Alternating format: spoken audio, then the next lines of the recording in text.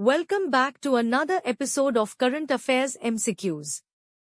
Staying updated with current affairs is essential for success in any competitive exam. Let's discuss today's questions on recent happenings around the world. Which of the following best describes Matsya 6000, recently seen in news? A. A manned submersible designed for shallow water research.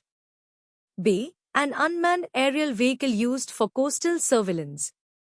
C. A deep submergence vehicle engineered to operate at depths up to 6,000 meters. D. A surface vessel optimized for rapid maritime transport. Answer is option C. Last month, India completed wet testing of its Matsya 6000 submersible, capable of diving up to 6 kilometers below the surface to look for underwater minerals off the coast. The launch of the first deep-sea manned vehicle is planned for later this year. It will put India in a select group of nations with the capability to send humans to these depths. Matsya 6000 has been developed by the National Institute of Ocean Technology as part of the Samudrayan project under India's Deep Ocean Mission. Which of the following statements regarding parliamentary privileges in India is correct? A.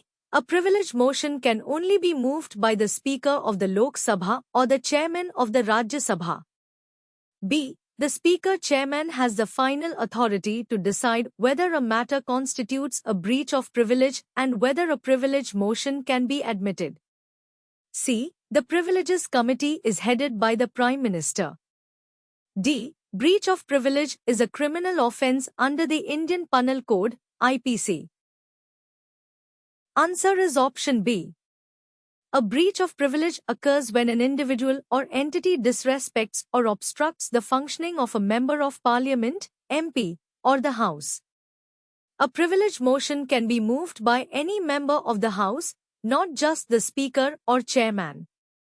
The Privileges Committee is headed by a senior MP, not the Prime Minister. Breach of privilege is not a criminal offence under the IPC, it is dealt with by the respective House of Parliament.